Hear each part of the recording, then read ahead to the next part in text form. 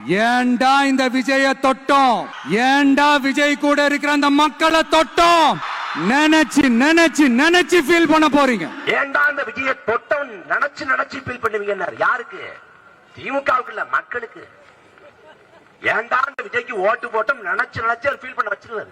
என்னை நான் கவர்ச்சியால் வந்து விட்டேன் என்று சொல்கிறார்கள். கோவப்படுறாப்ல, அது தப்பு தானே.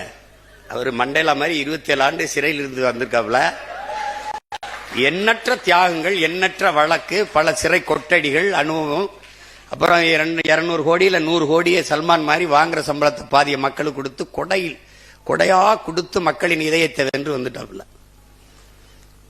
சினிமா டு சிஎம் எளிதா டிரான்ஸ்பர் ஆயிட்டு இல்ல, அதனால உங்களுக்கு தெரியல, கோவம் வருது வேற. சரி, என்னதான் தகுதி சொல்லுங்களேன் சிஎம் சார். சிஎம் சார், நீங்க உங்களை மக்கள் தேர்வு செஞ்சதுக்கு ஒரே ஒரு காரணம் சொல்லுங்க. ஒரே ஒரு காரணம் சொல்லு. ஒரே ஒரு காரணம். நீ ஒரே ஒரு காரணம். நீ வேணா உங்க ஆளுகளை சொல்லு. ஒரே ஒரு காரணம் சொல்லு. சினிமாவில் நடிச்சது தகுதி.